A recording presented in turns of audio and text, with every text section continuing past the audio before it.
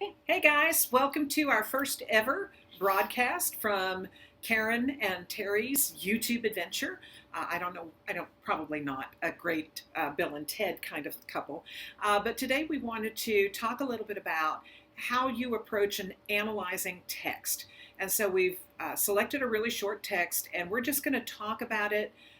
We've both read it, we both know this piece fairly well, but we just want to talk about it in terms so that you can see how the discussion will proceed were you ever to ask to do an analysis of text, or if you to be serving on a committee, that these are the kinds of things that you would probably address.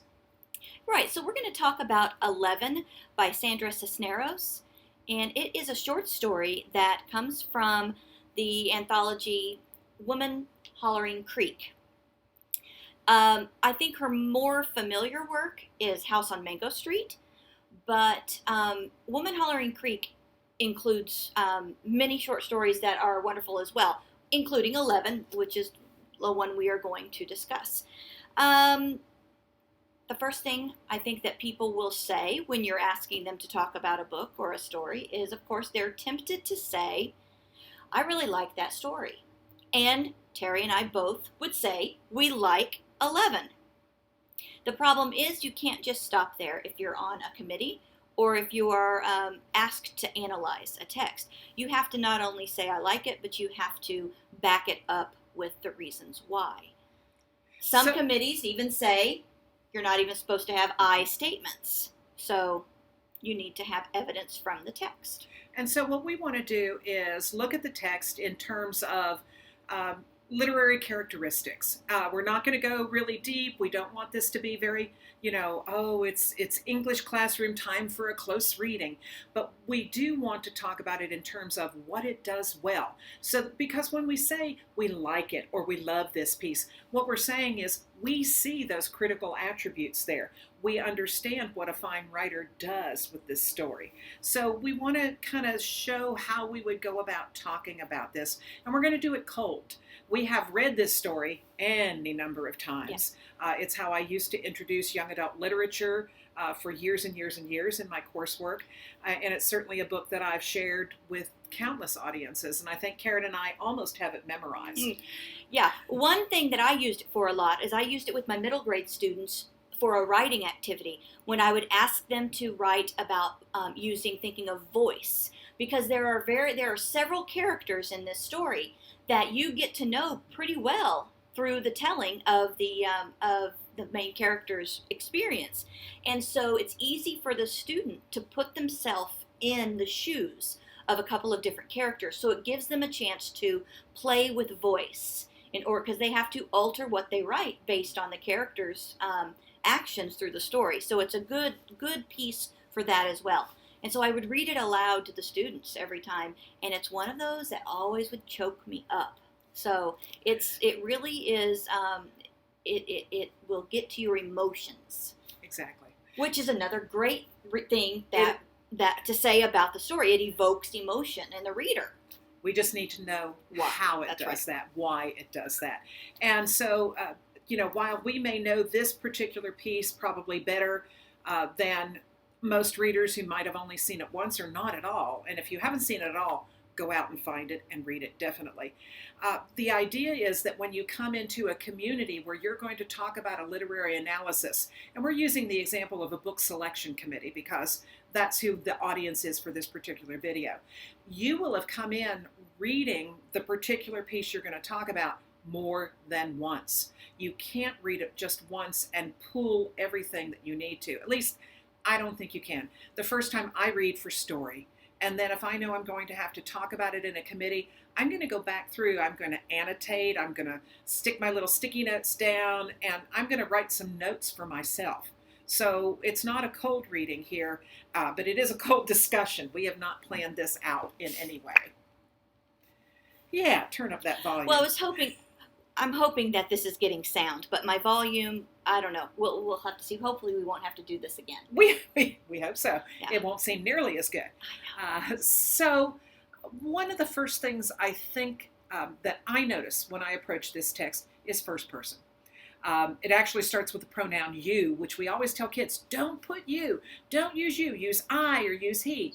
Sandra Cisenros breaks that rule, and she needs to in order to pull the reader in. The thing you need to know about this story. So I notice what perspective, what point of view is being used. Now that's a minor little thing, but for so many readers, point of view is key. It pulls you in, it helps you to identify with the characters that are already in the book. Right. You get to live vicariously through that person because you experience their emotions, you experience their, you get their inside thoughts. With third person, unless you're doing some, third person omniscient business, you don't get inside thoughts of characters. First person allows you to do that, which really makes it easy for the reader, like I said before, to put themselves in the shoes of that main character. And it allows us to look at one character in depth, because we really do. This narrator, we really know well through a very short story. The story itself is about 2 pages, maybe 2.5 pages. It truly is a short story. So one of the other things that we like to talk about almost immediately is the idea of theme. Right. And theme is a hard thing to get through to kids a lot of times, and adults. You really have to think about theme. So one thing theme is not a one-word answer. It's not a topic. A theme is going to be a full sentence. So the thing is there's not always just one theme.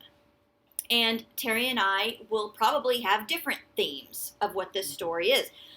One of the themes that should we do a summary of the story at all? Yeah, wouldn't hurt. Wouldn't hurt to tell you what we're talking about, would it? Right, we should. So it's 11 by Sandra Cisenros, and we'll bounce off each other to get through this whole story. It's just short, like you said, it's short. But the problem is, Rachel's birthday is today, and she's 11, and she's very excited. Mama has baked a cake. Daddy's going to come home from work. They're going to have a party, and they're going to sing happy birthday to her. The problem is, something has been left in the lost and found for too long, and it has thrown the teacher in class over the edge. And she is desperate to get somebody to accept this red sweater and get it out of her classroom. And she just is adamant that it belongs to Rachel, our main character. Some kid in class says, I think that's Rachel's sweater. But it is not Rachel's sweater. But the teacher forces it on her, and Rachel tries to admit it's not hers, but never is successful, and is forced to take it to where she feels completely humiliated and ends up crying in front of class, which is something that makes her feel very bad on her birthday. So it turns out, it's a terrible day at school. But she ends up in the end, and so this leads me to my theme. One of my themes, I think, from this story is family is a safe haven. And for her it is, because one of the ways it ends in the story is, but today I am 11, but I'm also 10, and I'm 9, and I'm 8, and I'm 7, and I'm 6, and she counts all the way back to 1.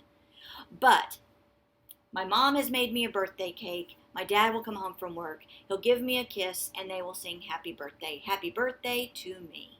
So she knows that even though this has been a crappy day at school, she's going to go home to this family that loves her, who is going to make a big deal of her birthday. This is not a theme that would have occurred to me, but listening to Karin not only say, here's what I think one of the themes is, but here's why.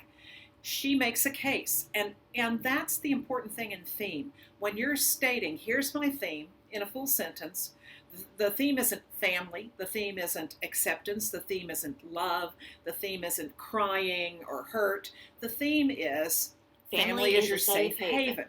And she goes back and shows me how that comes from the text. And that's what we encourage kids to do, and that's what we need to do too.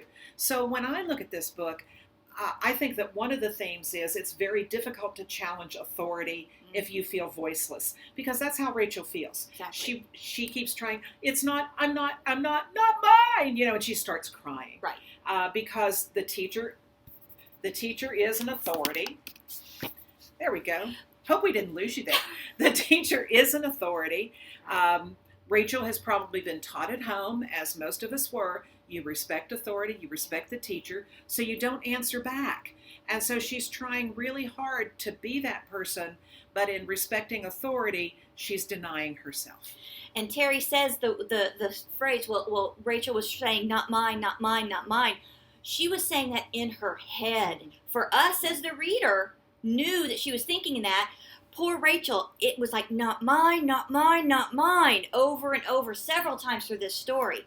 But she couldn't voice it. Just like Teri said, she was not going to say anything to her teacher because her teacher, first of all, was adamant, Right. pushing it on her, going so far as to making her put it on. And we'll get to that when we get to imagery. There can be at least 3 or 4 more themes that occur to me along the way. Another one I think of, because it's a big deal in this story to where she says, today I'm 11, but I wish I wasn't 11.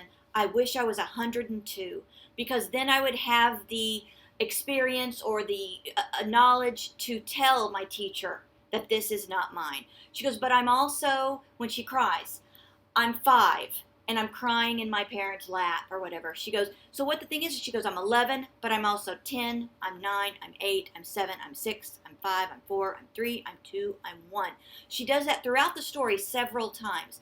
And so that leads to my another theme is, even though you're in a certain age, you are also going to sometimes feel the experiences or insecurities of when you were at a younger age. She felt like she cried in front of her classroom, like maybe a kindergartner would do, even though she was 11.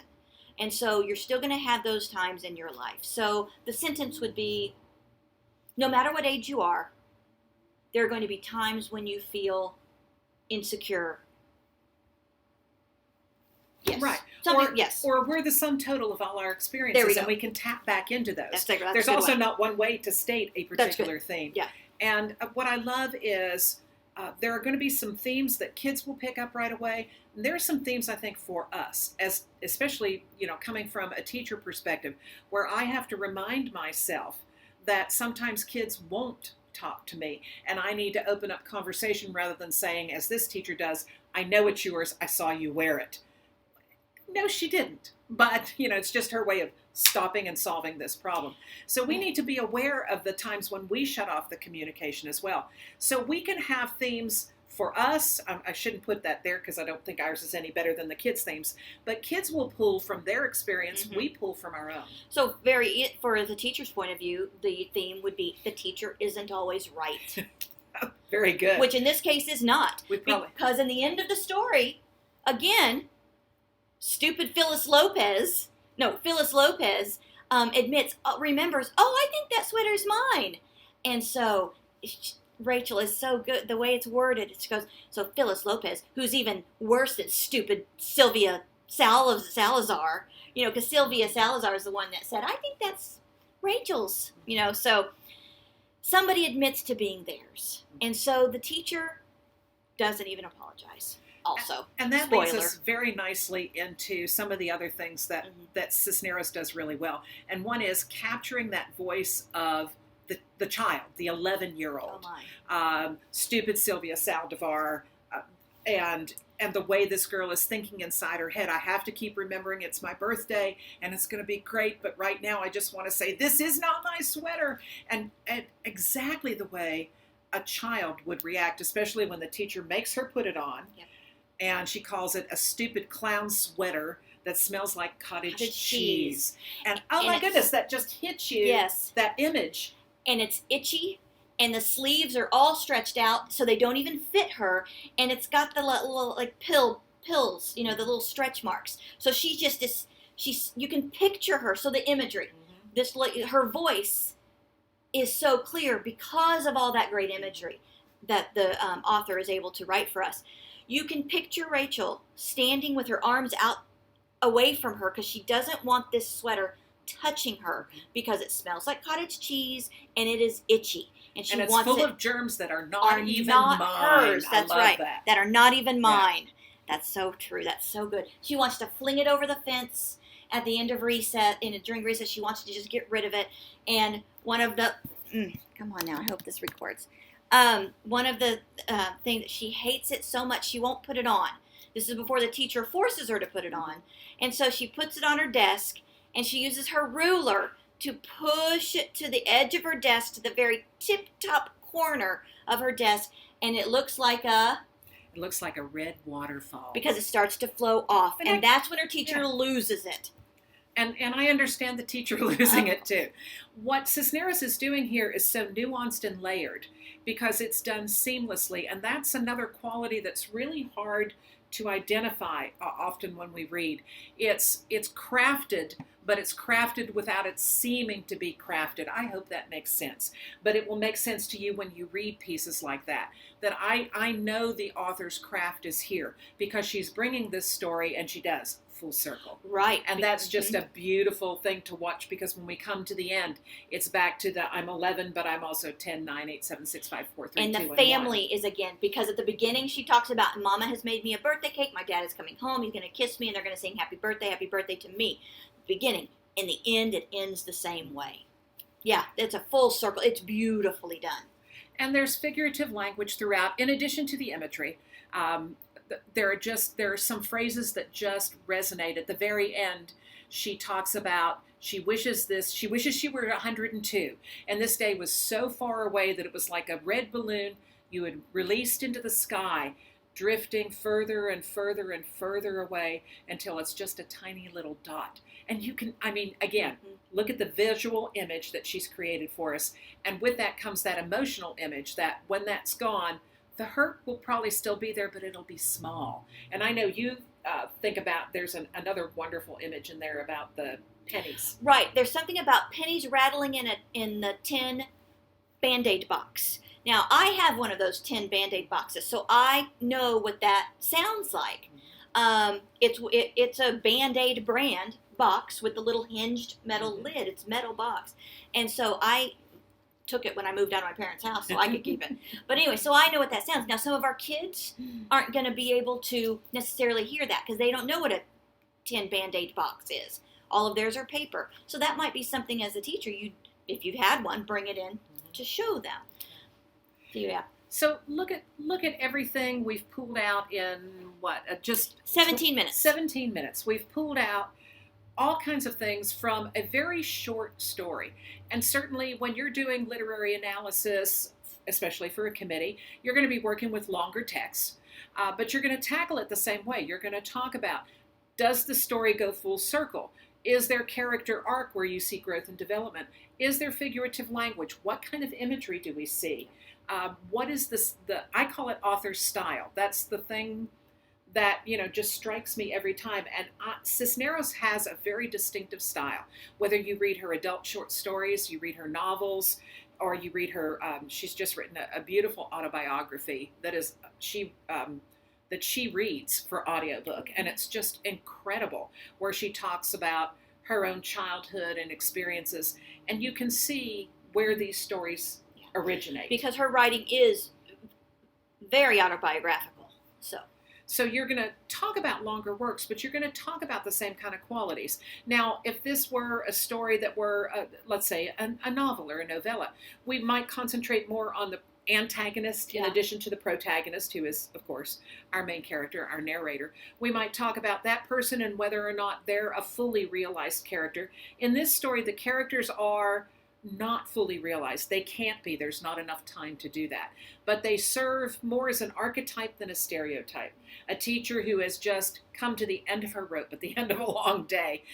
Kids who just want to, get something that they would never touch out of their way.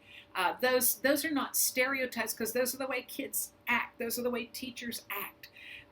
And so we would talk more about those things. We would probably talk a little bit more about language. We'd talk more about dialogue and dialect. We would go into those kinds of things. But for this initial one, we just wanted pacing is really important. Right. We just wanted to talk about something short just to kind of give you an idea of the kind of discussion that we need to have. And we wanted to do it, as I said, we wanted to do it off the cuff with a story we knew, but without kind of setting up, well, let's talk about this first and second, because often in a committee or with a group, your book club, it doesn't have to be a selection committee. In your book club, it's everybody at once diving in, and you'll say something, You'll say something and somebody will pick up on that and kind of build on that, or you'll say something and somebody will disagree. And, in a committee, there are rules for that, but in a book club, not so much. So we don't know exactly how that discussion will go. But if you come prepared, having read the text, having read it multiple times, knowing the things you want to say, either by writing down notes, or I'm still a big proponent of sticky notes within the text, so I can say, look at this on page 2. And we can talk about it. And with the e-readers, you have the option of highlighting and typing in your notes, so you can keep it all right there. So I like to annotate as well. So. And if you do these things, I think it makes you a much better committee member, a much better book club member, or a much better colleague. When Karin and I talk about any book, even picture books, we did the other day, we said, oh, did you notice this? Did you notice this? We were talking about Baba Bad Sheep on right before we started this video. And did you notice facial expressions? Did you notice this? Did you notice that? Because we're constantly trying to look critically at books. Our initial response is to say, oh, that's so cute. Oh, that's so sweet. Oh, that's so funny. Mm-hmm. But then we back off and back up, as good teachers do, and say, what is it about the book that made us laugh, that made us cringe, that made us, in the case of Sandra Cisenros' story, cry? Because there's no way you can't not identify with Rachel and feel the absolute, I mean embarrassment and despair. Yep. And the only thing that buoys her up is family. And that's just, that's wonderful, because there's hope. Yep. And we like to see that too. So we hope that this first little broadcast will be of use to you. And we have plans. We always have grand plans, but we do have plans to continue to do some more of these, just to kind of highlight different things that you might want to see in literary analysis, in looking at picture books. The sky's the limit in terms of what we can do. Yep. All right. Well, stay tuned. Bye. Bye.